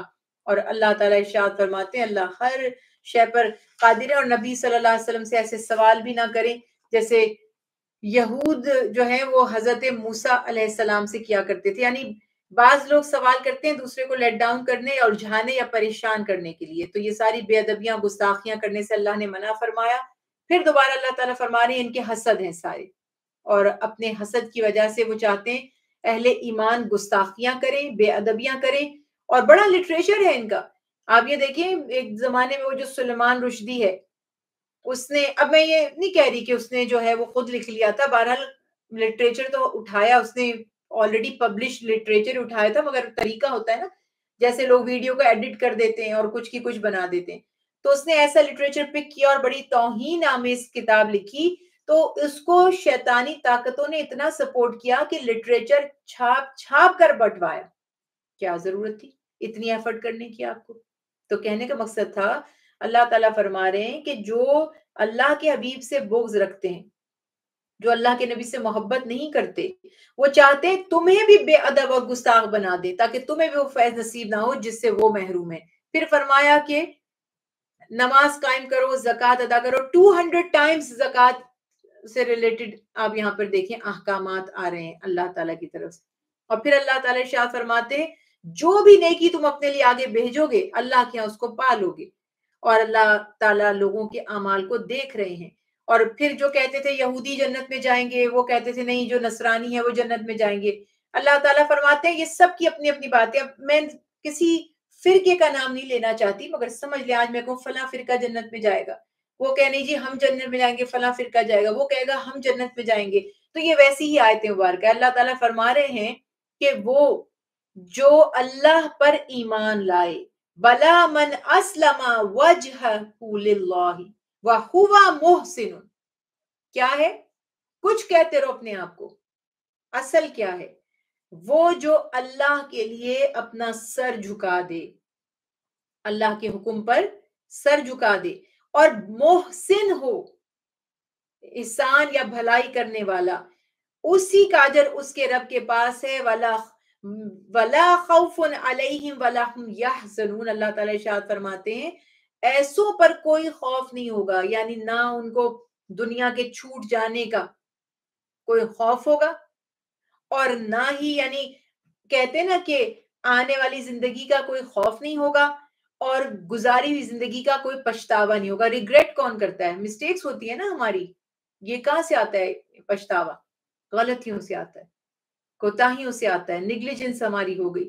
تو جو حق کے راستے کو تھام لیتے ہیں اور اس پر چلنے لگتے ہیں اور بس نیکیوں میں لگ جاتے ہیں، تو پھر ان کو نہ تو اپنی گزشتہ زندگی کا کوئی غم ہوتا ہے، اس پہ پچھتاوا ہوتا ہے، اور نہ آنے والی زندگی کا کوئی خوف ہوتا ہے۔ اور یہ صرف دنیا کی زندگی کی بات نہیں بلکہ آخرت بھی، کہ اللہ تعالیٰ فرما رہے ہیں آخرت میں بھی ایسے لوگوں کو کوئی، مطلب انہیں امید ہے اللہ کی رحمت سے، اور اللہ تعالیٰ بھی ان کو غم اور حزن سے محفوظ رکھیں گے۔ اس کے بعد اللہ تعالیٰ ارشاد فرماتے ہیں کہ اسی طرح یہود و نصارہ ایک دوسرے پہ الزام لگاتے تھے، وہ کہتے تھے ان کا کوئی دین مذہب نہیں ہے، وہ کہتے تھے ان کا کوئی دین مذہب نہیں ہے۔ پھر فرمایا جو اللہ کے ذکر سے روکے، چاہے وہ مسجد حرام کا تذکرہ ہو جہاں پر مسلمانوں کو عمرہ ادا کرنے نہیں دیا گیا، پیارے رسول صلی اللہ علیہ وسلم کے ساتھ مسلمان جب عمرہ ادا کرنے گئے تھے، یا جنرلائز کر لیں اس حکم کو کہ جو بھی اللہ کے ذکر سے روکے، خیر کے کام سے روکے، اس سے بڑا ظالم کوئی نہیں ہے۔ اللہ تعالیٰ کا ذکر، یہ تو زندگی ہے اللہ کی یاد میں ہے، اس کا اللہ کا ذکر ہوتے رہنا چاہیے، اور مساجد کو تو اللہ کے ذکر سے ہمیشہ آباد رہنا چاہیے۔ فرمایا مشرق مغرب سب سمتیں اللہ کی ہیں، جس طرف بھی تم ہوگے اللہ کی توجہ آ جائے گی۔ اب یہ ایک ڈسپلن کریٹ کرنے کے لیے ایکٹ دیا ہے کہ سب لوگ ہم قبلہ رو ہوتے ہیں، لیکن دیکھیں جب نارمل حالات نہیں ہوتے، آپ جس رخ پر بھی ہوتے ہیں اللہ کی بارگاہ میں سجدہ ریز ہو سکتے ہیں، عبادت قبول ہوتی ہے۔ اور جنرلی بھی بتا رہے ہیں کہ سمتیں جو ہے نا، ڈائریکشنز، ان کی ذاتی کوئی فضیلت نہیں ہے، فضیلت اللہ کے حکم پر عمل کرنے میں ہے، اور باقی اللہ کی توجہ ہر طرف ہے۔ وہی زمین آسمان کو ابتدا سے پیدا فرمانے والے ہیں، جب وہ کوئی کام کرنا چاہتے ہیں بس کن فرما دیتے ہیں، بس وہ کہتے ہیں کن فیکون، تو وہ کام ہو جاتا ہے۔ اور اس کے بعد اللہ سبحانہ وتعالیٰ فرماتے ہیں مشرکین کہتے تھے اللہ ہم سے کیوں کلام نہیں کرتے، ہم پر کوئی آیت کیوں نہیں اترتی. ایسی باتیں ہر دور میں نافرمان لوگ کرتے رہے ہیں. اور فرمایا یہود و نصارہ کبھی بھی تم سے راضی نہیں ہوں گے. یہ خطاب رسول اللہ صلی اللہ علیہ وسلم کے توسط سے کل اہل ایمان کو ہے، ہمیں بھی ہے، مجھے بھی ہے، آپ کو بھی ہے، کہ اگر ہم یہود و نصارہ کو خوش کرنا چاہتے ہیں دل سے تو نہیں کر سکتے، کیونکہ وہ تبھی خوش ہوں گے جب ہم ان کے دین پر آ جائیں اور اپنے دین کو چھوڑ دیں. اللہ سبحانہ اسی لیے کہتے ہیں بس اپنا کام کریں اور حق کے راستے پر چلتے رہیں. پھر یہاں پر بیان کیا جا رہا ہے کہ بنی اسرائیل یاد رکھیں کہ اللہ نے ان پر کتنی نعمتیں انعام فرمائی. پھر حضرت ابراہیم علیہ السلام کی آزمائشوں کا تذکرہ. اللہ نے ابراہیم علیہ السلام کو خلیل بنایا، خلیل اللہ کہتے ہیں نا ہم. تو اللہ کا دوست بننا آسان ہے کیا؟ دنیا میں آپ کسی بڑے شخص سے دوستی تو کر کے دکھائیں. تھوڑا سا کوئی فیمس ہو، تھوڑا سا ہی کوئی مالی طور پر ہم سے بہتر ہو، تھوڑا سا کوئی تعلیم میں ہم سے زیادہ ہو، دیکھنا بھی گوارا نہیں کرتے اپنے سے کم لوگوں کو. بڑے کسی شخص سے آپ دوستی کیسے کر سکتے ہیں؟ تو اللہ سے بڑا کون ہے؟ یہ الگ بات ہے، وہ مہربان ہے. عطا تو سب کو فرماتا ہے، لیکن دوست بنانے میں ہر کوئی دوست تو نہیں بن سکتا.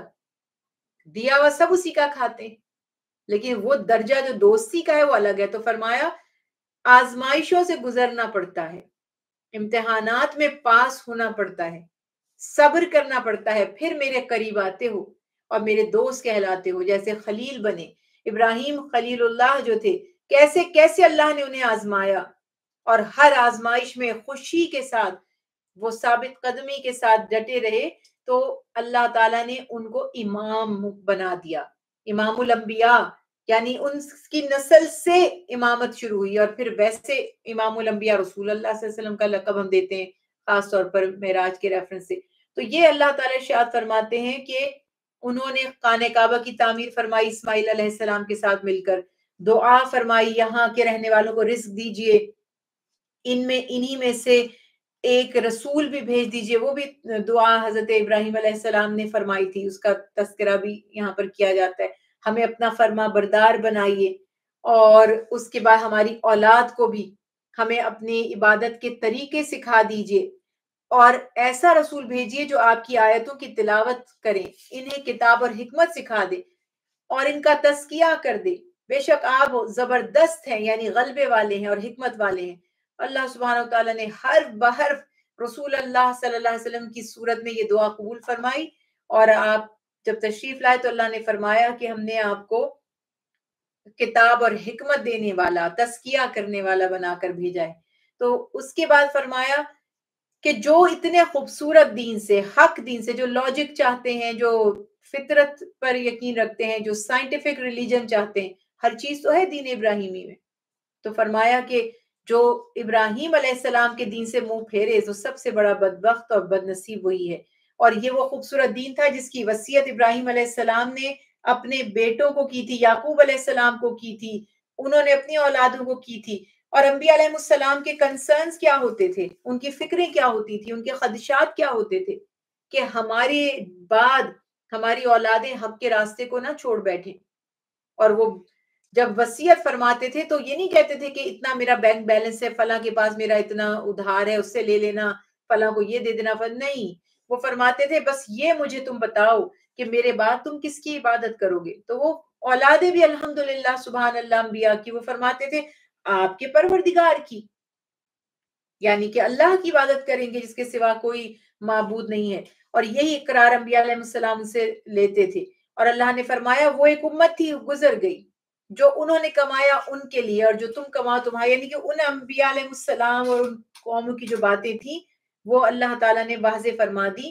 فرمایا کہ تم سے دوسروں کے بارے میں پوچھا نہیں جائے گا، ہم میں سے ہر شخص اپنے عمل کا ذمہ دار ہے، اپنے عمل کو درست کرے اور اپنے عمل کی اصلاح کرے.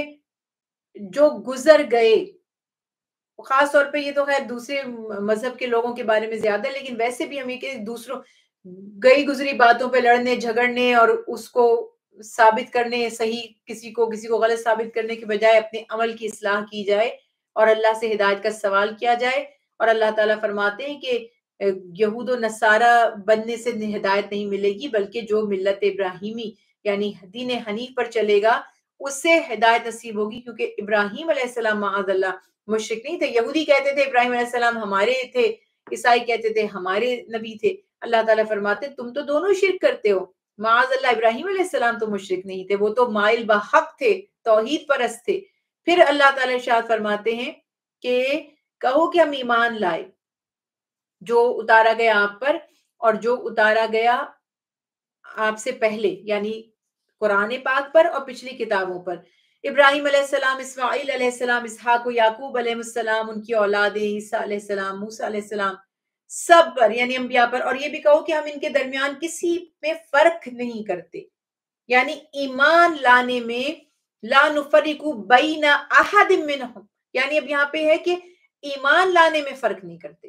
باقی رتبہ ظاہر ہے کہ انبیاء جتنے بھی تشریف لائے، خاص طور پر ان میں رسول اللہ صلی اللہ علیہ وسلم کا مقام مرتبہ بالکل جدا ہے، لیکن سب انبیاء اللہ کے فضیلت والے، بزرگی والے نبی تھے۔ اور کہو کہ ہم مسلمان ہیں۔ اس کے بعد اللہ تعالیٰ فرماتے ہیں کہ ان قریب اللہ تعالیٰ آپ کو ان کے شر سے بچا لیں گے اور کافی ہو جائیں گے۔ فَسَيَكْفِكَهُمُ اللَّهُ، یہ اللہ نہ کرے دشمن کا ڈر ہو، خوف ہو، کسی کی مخالفت کا اندیشہ ہو، تو یہ کثرت سے دعا پڑھتے رہنا چاہیے۔ اللہ تعالیٰ کفایت فرماتے ہیں، مدد فرماتے ہیں، اور فرمایا اللہ کا رنگ اختیار کرو۔ اللہ کے رنگ سے کس کا رنگ اختیار ہے؟ یعنی اللہ کے رنگ میں رنگ جانا، دل میں توحید، اللہ کی یاد اور عمل سے جو ہے وہ حق نظر آئے، تو انشاءاللہ یہی سب سے بڑی خیر ہے، سب سے بڑی بھلائی ہے۔